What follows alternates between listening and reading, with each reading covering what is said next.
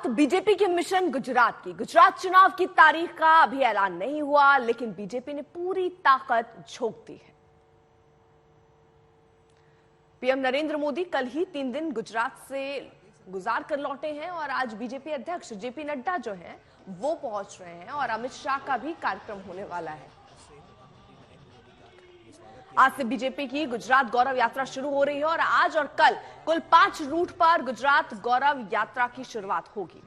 BJP अध्यक्ष JP Nadda आज सुबह 11 बजे मेहसाणा के बहुचराई से गौरव यात्रा को हरी झंडी दिखाएंगे और इसके बाद 12 बजे द्वारका से नड्डा गुजरात गौरव यात्रा को हरी झंडी दिखाएंगे। कल अमित शाह अहमदाबाद और नवसारी से गुजरात गौरव यात्रा को हरी झंडी दिखाएंगे। इन यात्राओं में बीजेपी के तमाम केंद्रीय और राज्य के दिग्गज यात्रा में शिरकत होंगे। जो कार्यक्रम है वो भी हम आपको बता रहे हैं। तो बीजेपी की गुजरात गौरव यात्रा की एक तरीके से कहिए शुरुआत। बीजेपी के केंद्रीय और राज्य के कई नेता होंगे जो इस यात्रा में शिरकत करेंगे। गुजरात चुनाव के लिए बीजेपी का ये बड़ा कैंपेन माना जा रहा है, जिसके लिए बूथ से यानी संगठन को भी मजबूत करना, एक एक नेताओं को इससे जोड़ना और जनता तक पहुंचना। अब कार्यक्रम क्या रहने वाले हैं? सुबह 11 बजे बहुचराजी मेहसाणा, यहां पर हरी झंडी जेपी नड्डा जो है वो दिखाएंगे। दोपहर 2 बजे द्वारका में जेपी नड्डा होंगे। 13 अक्टूबर को अहमदाबाद में अमित शाह होंगे और 13 अक्टूबर को नवसारी में भी अमित शाह होंगे। यानी ये जो कार्यक्रम है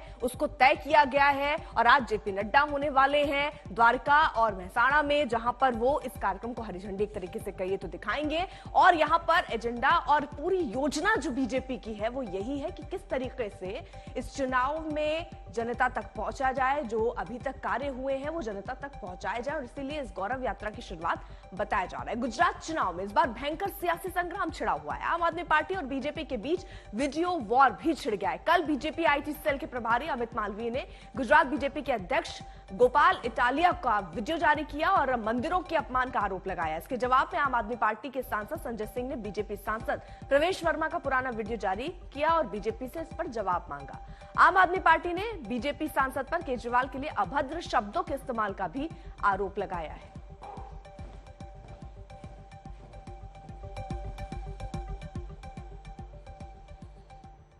जब बात गुजरात की चल रही है तो चर्चा पीएम मोदी की कल की रैली की भी होनी चाहिए। पीएम मोदी ने कांग्रेस पर कल आरोपों की एक झड़ी लगा दी। कांग्रेस नेताओं पर अपशब्द के इस्तेमाल का आरोप लगाया।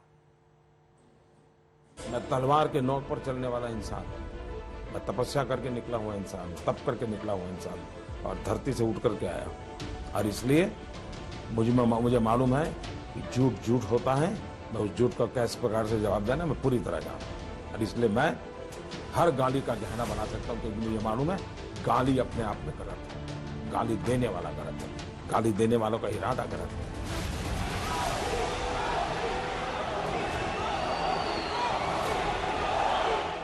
देश में जब भी चुनाव आते हैं, क्या प्रधानमंत्री को गाली देकर ही चुनाव जीतने की कोशिश होती है? याद करिए साल 2017 का चुनाव, प्रधानमंत्री ने खुद को विरोधियों से मिले अपशब्दों को गिनाया। कांग्रेसना नेताओं गई काले ज आ मोदी तो नीच छे ये पहली बार नहीं बोल्या। खुद सोनियाबेन गांधी ભૂતકાળમાં મારા માટે આ શબ્દો પ્રયોગ કરી ચૂક્યા છે। આ સોનિયાબેને ગુજરાતના ચૂંટાયેલા મુખ્યમંત્રી નરેન્દ્ર મોદીને મૌતના સોદાગર કહ્યા હતા કે નહોતા કહ્યા? શ્રીમાન રાહુલ ગાંધી શું આપે સર્જિકલ સ્ટ્રાઇક પછી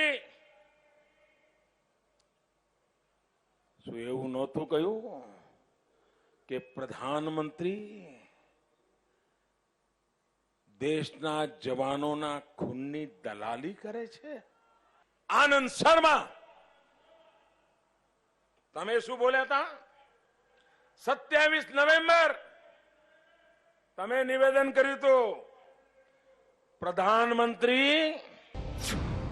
साल 2018 आया, प्रधानमंत्री ने बताया कि गाली देने वालों को विरोधी कैसे प्रेम करते हैं।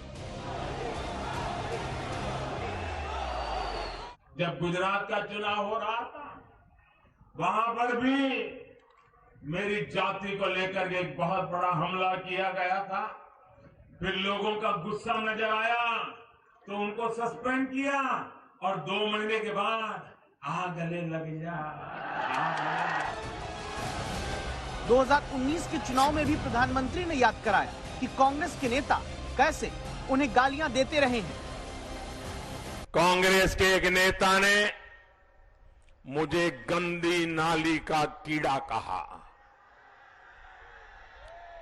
तो दूसरा मुझे गंगू तेली कहने आ गया। इनके एक नेता ने मुझे पागल कुत्ता कहा तो दूसरा नेता सामने आया और मुझे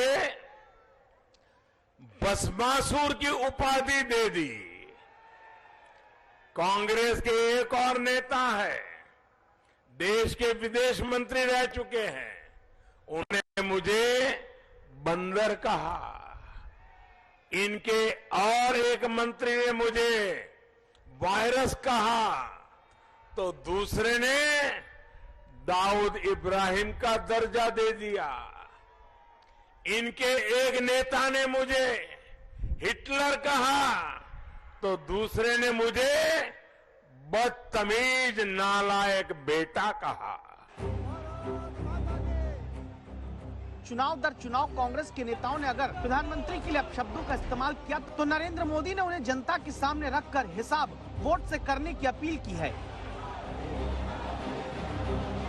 इतना ही नहीं, मुझे रेबीज बीमारी से पीड़ित बंदर बोला गया, चूहा बोला गया, लहू पुरुष बोला गया, असत्य का सौदागर बोला गया।